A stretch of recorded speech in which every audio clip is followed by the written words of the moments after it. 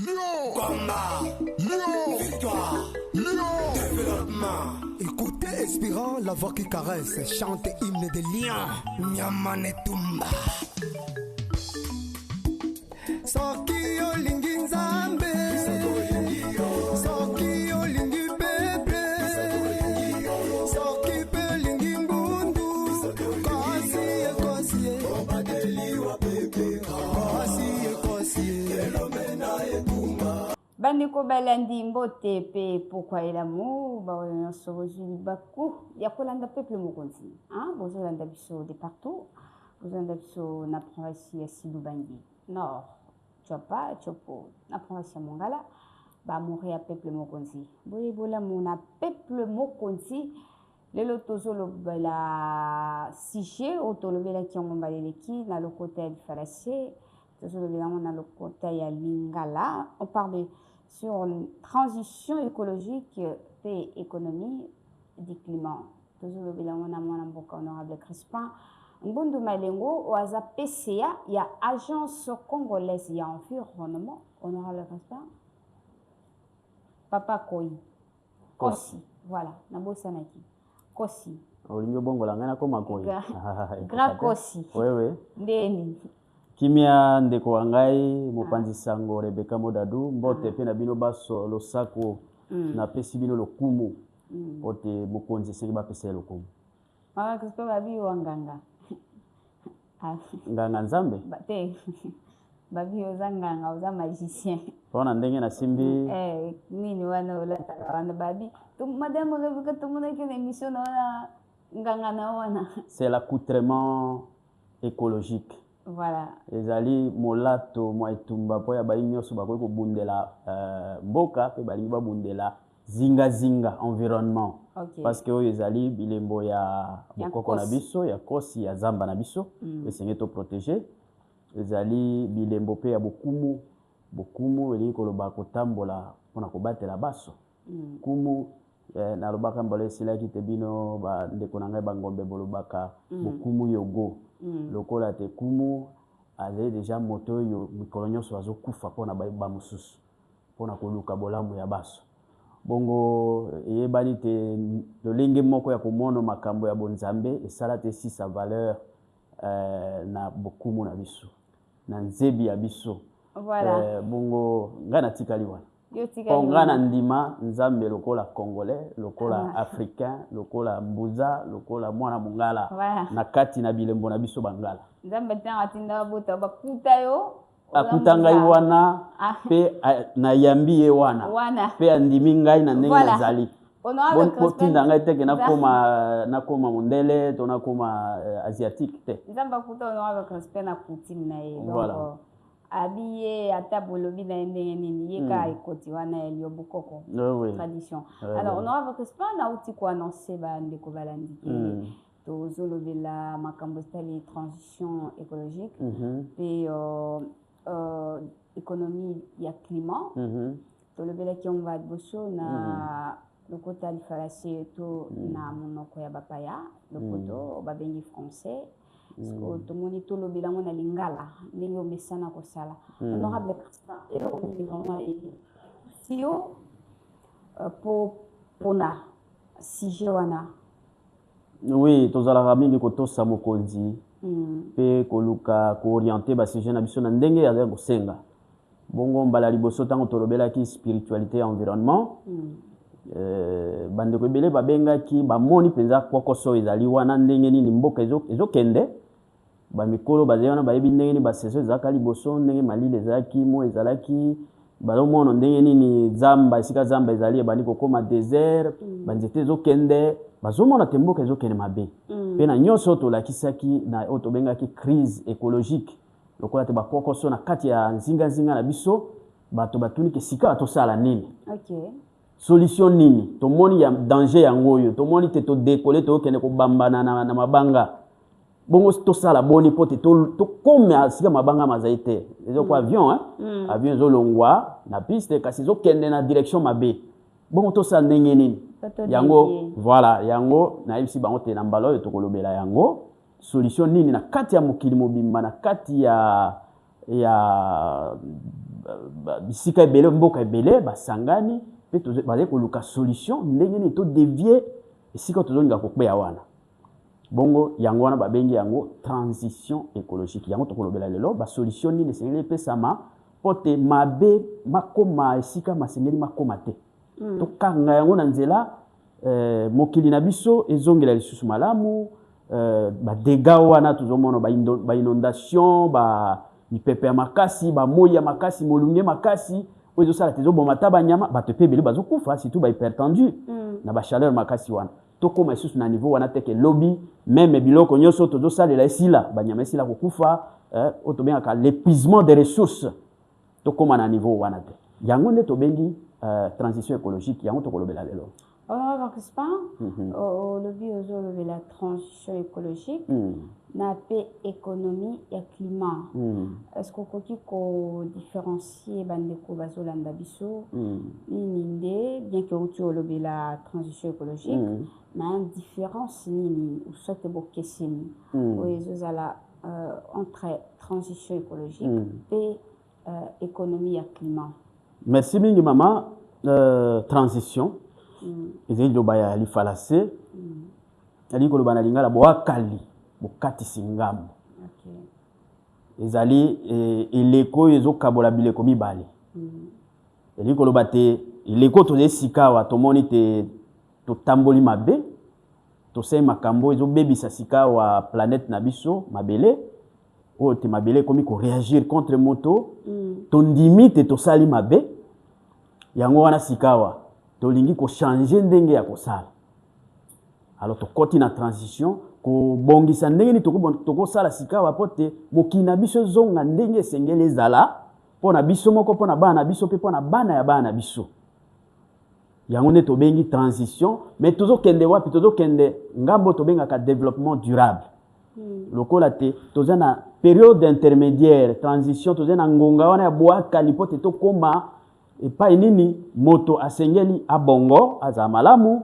kasi ye moko te aza malamu na oyo nyonso ezepe na bomoi pembeni na ye otobengi biodiversité na kati na mokili azala malamu ye moko te kasi pe bana na ye pe bakoko na ye bao bakoya nsima na biso bambula na bambula yango nde tozoluka tokoma kasi po te tokoma kuna lokwa tozwaki deja nzela mabe esengeli te tozonga na nzela malamu yango oyo tokolobela lelo transition écologique.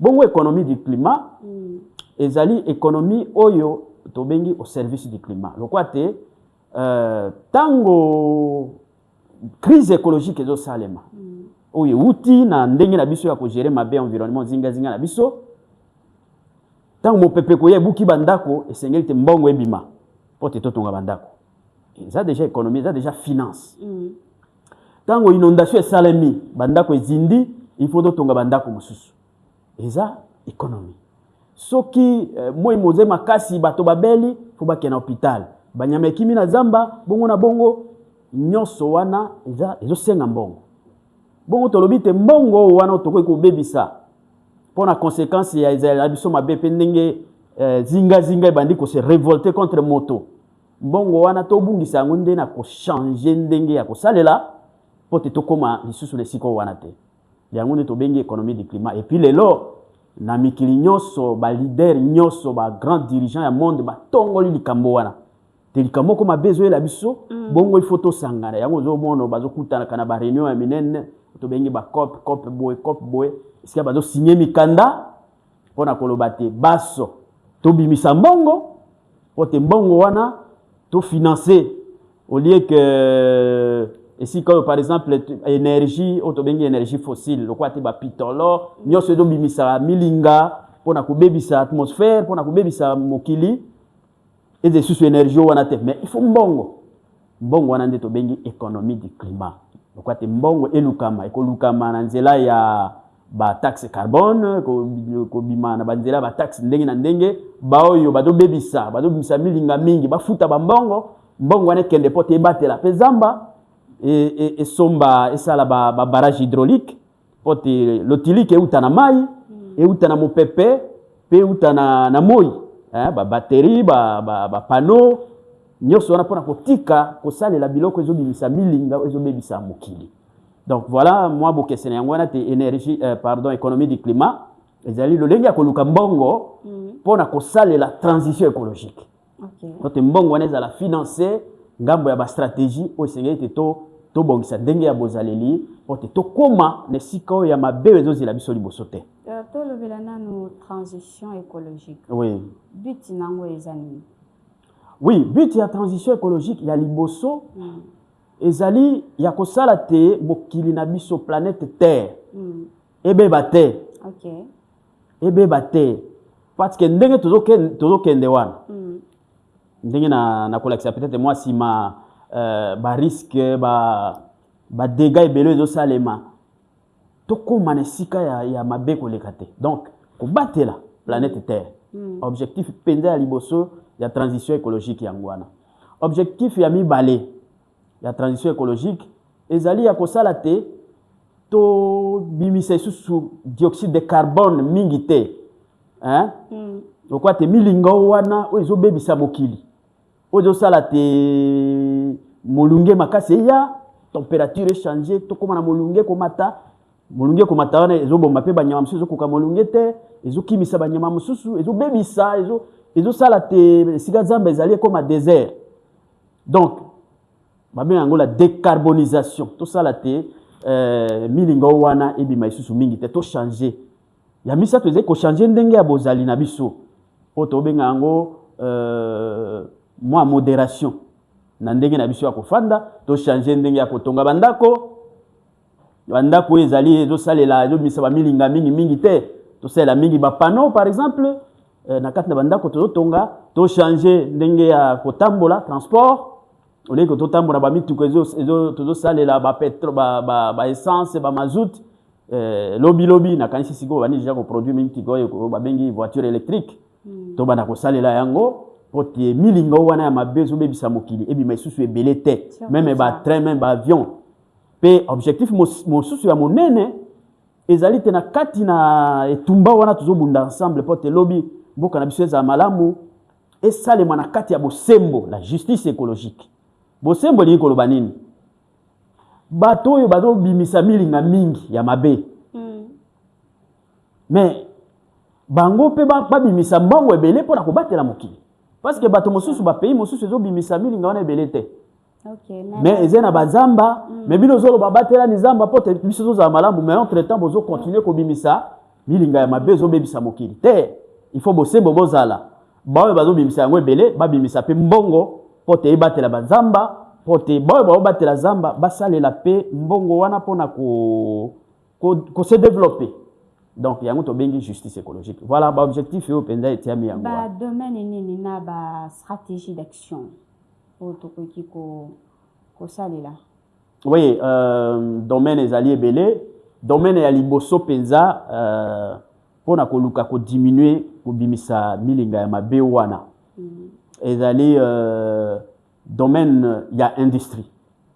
Parce que moni ngambo ya ba société ya minene wana bo soko ko komi place industrie ezali ko mona milinga ne ezobima. Mais yango ezali troisième domaine parce que yango ezobimisa 18% ya ba milinga ya mabe wana.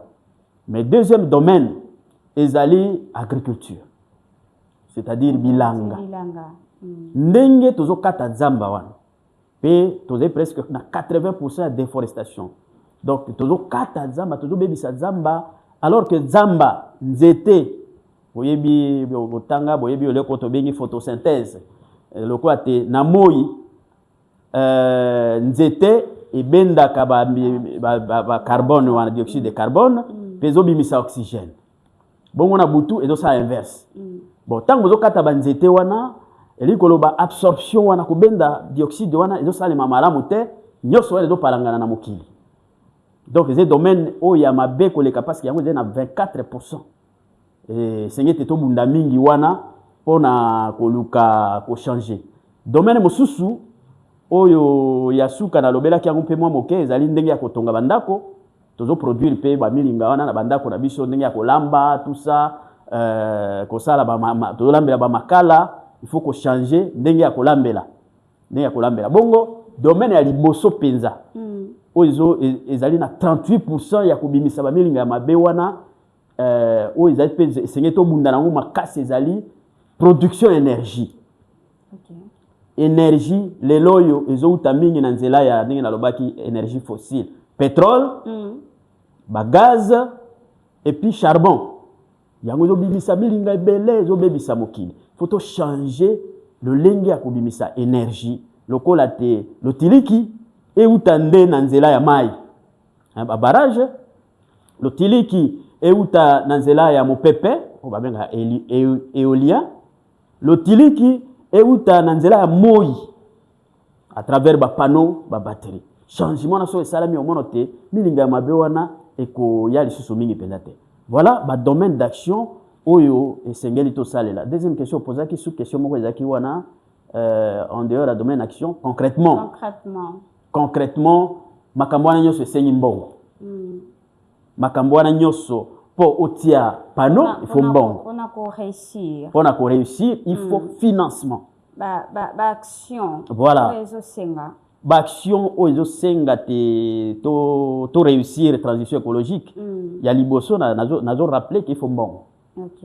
Il faut mbongo et puis mbongo wana sengeli te mikili nyonso ndenge bazo kutanaka bayebaka surtout bazo bimisa ba milinga ebele wana bazo polluer mokili ba bimisa mbongo ebele ote mbongo wana esunga na ndenge ya ko sala pote to bongisa ndenge na biso ko zala lelo pote lobby to kende ko tutana te sika to zoluka to kende to changer direction to mokili na biso etambola mala. Merci beaucoup honorable Crispin to kende déjà vers fin ya émission na biso bando balandi bozo landa biso tozo le makambo ya tali tomba makambo ya tali transition écologique et économie ya climat toza le mona mambo kono honorable Crispin to continuer mutuna moko difficulté nini oyo ba difficulté des solutions pour na ba pays pauvres.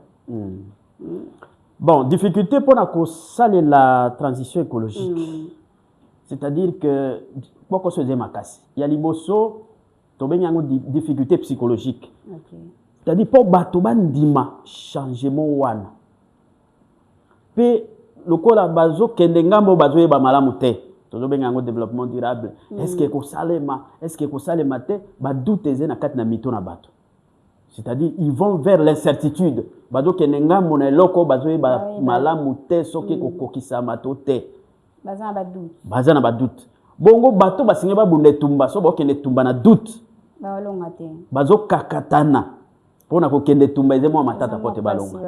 Difficulté ya liboso yango wana. Donc mosala singe sa mamunene ya ba sensibilisation ndenge biso na bino tozo sala. Nako senga te même na ba programme na biso ya formation.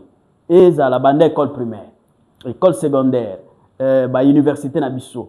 Et puis na université zaka na ba cours ya droit ya tronc commun. Pour na ba faculté nyonso, il faut bazwa cours ya environnement. Parce que ezali domaine moko transversal, faut baso bayeba yango pote toyeba malamu kubundela yango na nzela transition écologique pote toke no komate siko te biso nyonso to mozika.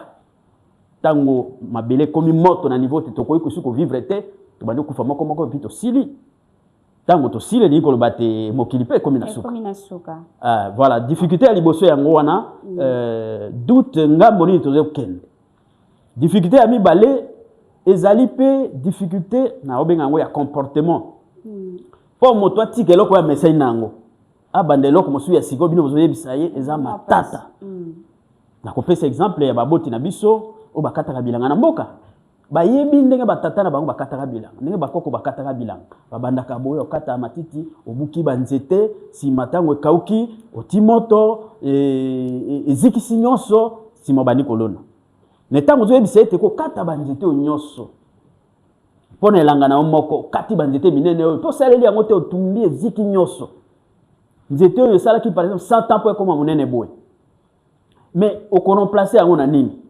Changer ndenge ya kokatelanga tikana no sala tozola kisa boy akondima te.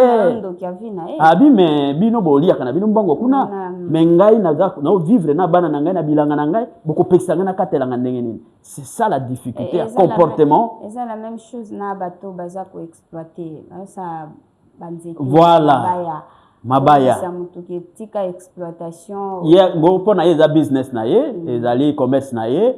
Ye azobika na yango afutela yango mikanda pa na l'état tout ça pona kotika yango eze matata. Mais l'état peut ezo aider hein. Voilà, donc ngambo wana il faut mibeko, il faut payer exécution, c'est-à-dire contrôle paix et la suivi et la makasi on a koyeba te toze sur na domaine il y a transition écologique faut combattre la zamba et puis moto liboso combattre la zamba de l'état parce que yé azali na nyoso esengeli pour na ko kebisa bato pour na combattre la zamba. Donc voilà difficulté à comportement, difficulté mosusu ezali il y a ba projet pe financement. Parce que tango bato environnementaliste bazali en tout cas na yebi ke bazé belé pour depuis na bandi émission yo sur l'environnement bazo benga ngai de partout bazo benga tana goma na ba côté za occupé pour na ko féliciter ko lobate non lobela mingi domaine na porte tozo yo kango mingi té donc domaine wana financement mbongo biso autorité budgétaire il faut totia mbongo mingi na ministère ya environnement.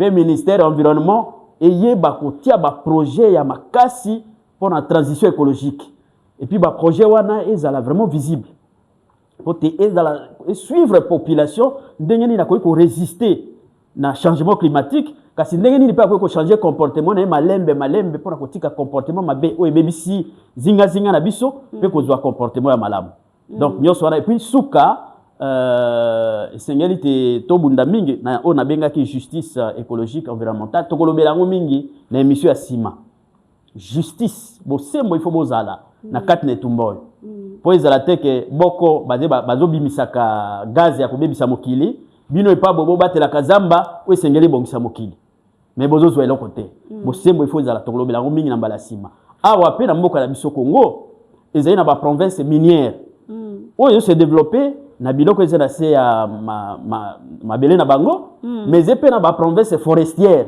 ba province ezela na zamba oyo lelo bazo sunga mingi na transition écologique mais esengeli te mbongo ezokota wana et zonga pe ngambo ya ba province wana se développer na yango pote bango pe ba koto na kati ya mwango oyo ya transition écologique pona ko sunga mboka donc makambo ezebele to kolobela yango justice wana awa pe na kati na mboka na biso Congo po eza na kati ya répartition ya mbongo ezopesama na cadre ya kobatela zamba et kopesama mingi esika ba province forestière ezali pote bango pe ba se développer sur base na yango tokolobela yango mingi mbala sima voilà tozongela yango pe basoki epesamaka voilà et kindaka wapi honorable Crispin to lever la situation il y a secteur environnemental secteur environnemental il y a épée économie na pays na yo République démocratique du Congo oui ngala zali na agence congolaise ya environnement ministère na biso ezo tambola malamu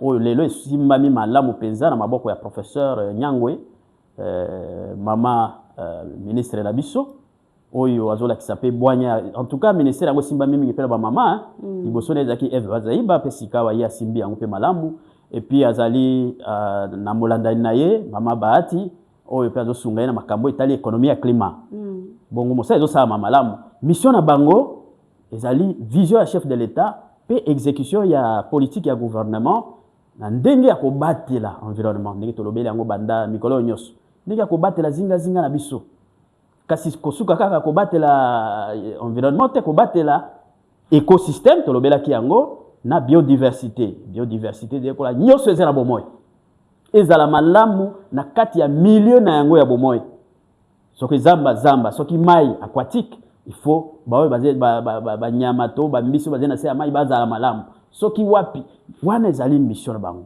kosunga pe population parce que gouvernement ezala mosala ya kobatela peuple na ye tango kwakoso ya ba crise écologique ezoya ezala mupepe ezala mulunge makasi ezala inondation gouvernement koya au secours pour kosunga population na ye à s'adapter na changement wana pote to limwate to mika komi adapter mais to koto pe na mwango ya transition écologique pote lobby bana na biso baza malamu dans un environnement ya malamu kende pe na sport oui avato boucler émission na sport na ebike na nazokota makambo ya ba changement ya constitution ou révision te ngai juste na fongola moi parenthèse ma jour l'équipe au monde opposition basala qui marche na bango pona ko koboya révision to changement ya constitution le lokola élu et puis muto oza na union sacrée. Lecture na yo ezanini par rapport ya marche wana elongi samaki et chouaki moi observation na yo je demande juste moi observation. Oui. Bon, il y a liboso peza makambo etali mongwana ya constitution nga nazali membre cadre na kati ya un parti politique parti na biso ezali chargé ya kozwa position officielle. Lokola te tant que ba instance ya parti d'une en opposition elobi yango na no polelete biso ba cadre tozena liloba moko ya koloba te na point wana précis.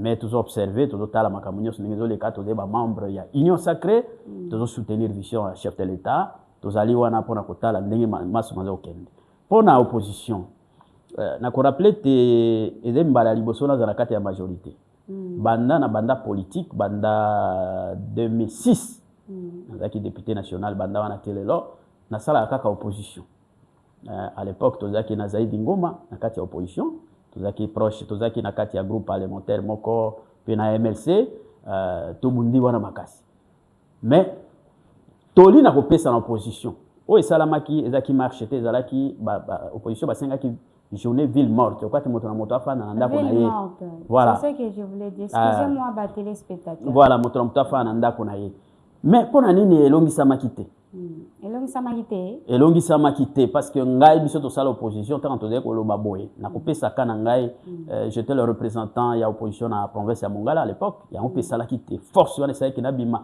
le seul gouverneur ya opposition na ngonga ya Joseph Kabila le seul ya Mongala par la puissance ya force ya population wana o esalaki te et imposaki ngai ba yena ba nini liboso ya assemblée provinciale mabanga nini mbula ezobete na sia mbula ti ba imposer nga pona za gouverneur le seul de l'opposition mais tant que ça l'opposition tant on a leki na radio na lobby que lobby moto moko akobima te tokobeta manzanza na tongo ti ba église ezobeta oyoka na tongo partout manzanza lisala mobimba bumba mobimba province mobimba pe à la même occasion au mona ba pine tumami yo yebite ba pine ngo uti wapi ebimeli wapi lokola te pour bien opposition bokoma na force wana te bolobi likambo population bayoki ya liboso leadership le leader ya opposition il faut incarner charisme wana te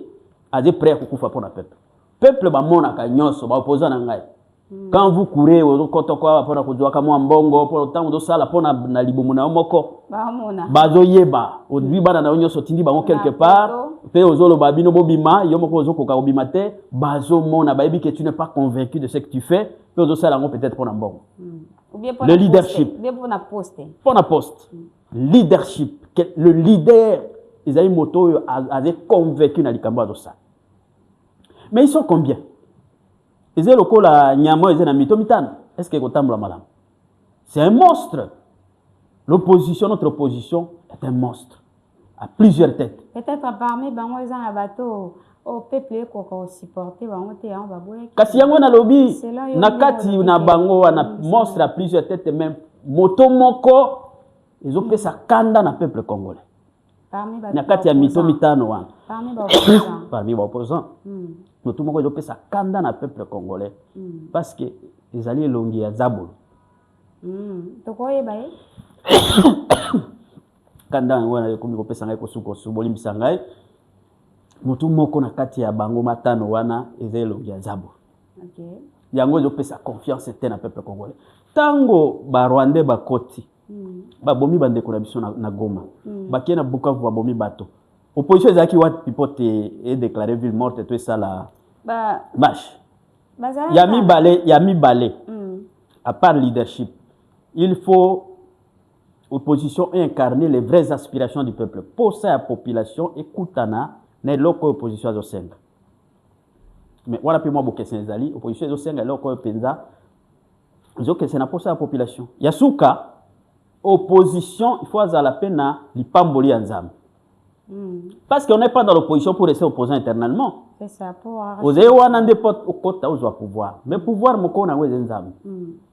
Tango, aux en opposition, ça la volonté d'enzam, pour oui.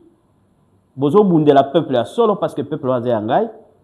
Alors on a béni le bino pote lobby bino besoin pouvoir. Ndenge na lobaki mbalo esilaki David asi azwaki bénédiction avant même que bato ba mona mokonzi. Il était opposant à l'époque azali na yepe na zamba kuna azo sala ne ba ke kotia kopakole mafuta kuna. Ndena sima plusieurs temps après ndeko kokoma mokonzi.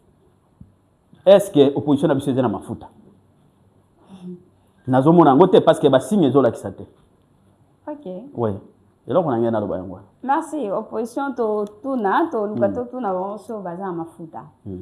Et puis on va en parler après. On a avec pas to boucler na sport. Oui. Équipe nationale na biso on va venir en léopard. Bakay to bazo kende na coupe du monde. Moi je vais pour na yo congolais, oui.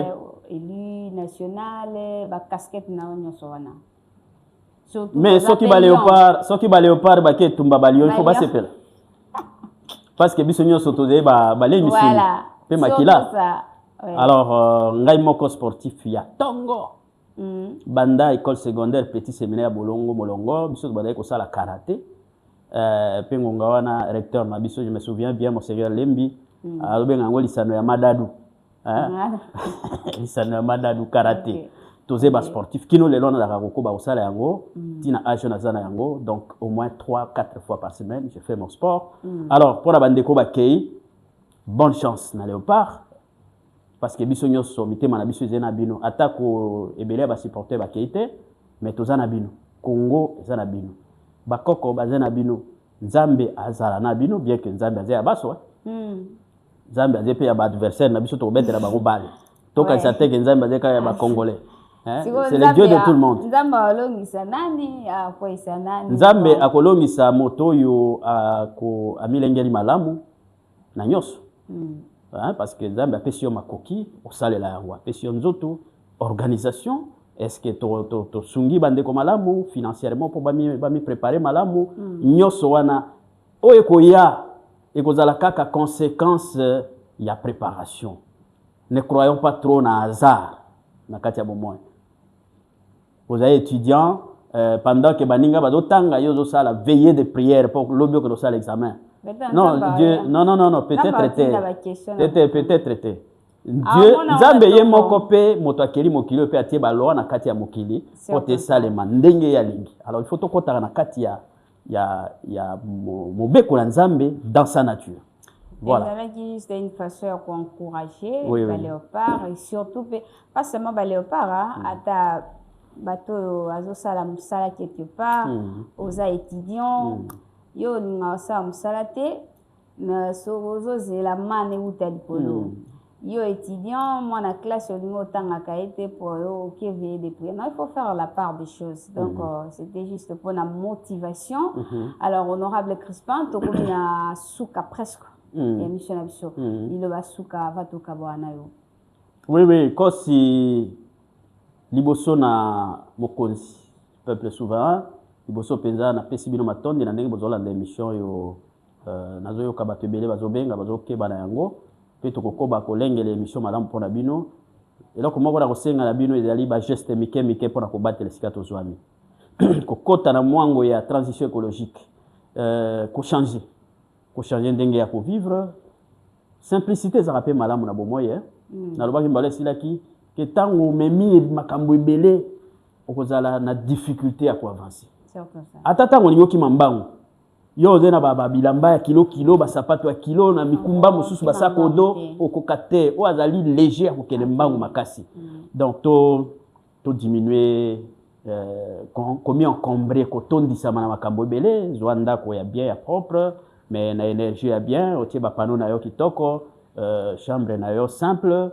Moi ndamba bilamba na kati ya valise na yo ekoki potoza toujours propre voiture na yo propre ainsi de suite. Donc comme encombré te yango kosunga biso te totikela bana na biso environnement ya malamu propreté na yokaki moto moko na top Congo wana zoloba na monaka tata ya kitoko ba mama kitoko bazobima na kati na ndako moko mais soko tali liboso na bango na ndako na bango regretter salité tutika nano na moni pe ezo nyoko mokonzi ya mboka atindi équipe task force pona bo kolongono pe bo propriété na kati ya ville ya Kinshasa mais ezeli kambo ya biso nyonso moto na sika zoami tomi koti sapote zinga na biso za malamu pona bolamu na biso santé na biso ya bana na biso pe na bakoko na biso. Voilà le mot qui me retient, taxe force bosa musala nde mukonza mboratini ezate boki esa musa muto aboki mulangi yo na place yo appliquer loi ou bien pesa o mabe zéro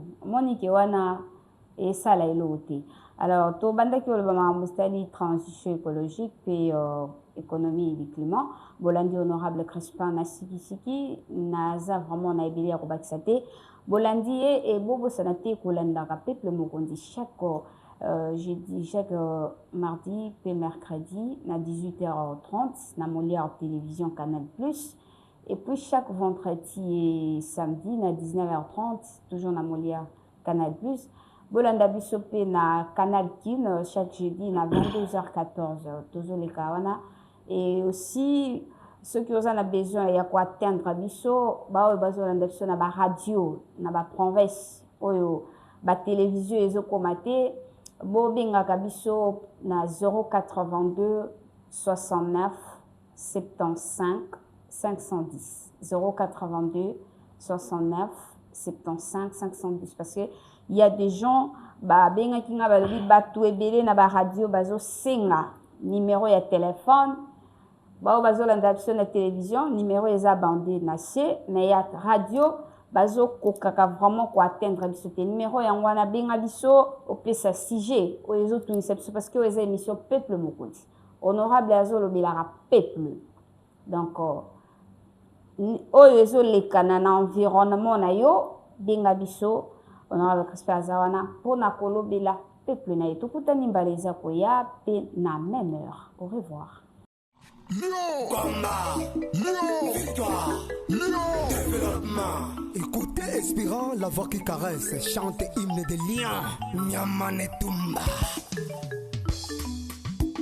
Soki olingi nzambe, soki olingi pepe, soki pe olingi mbundu, kosi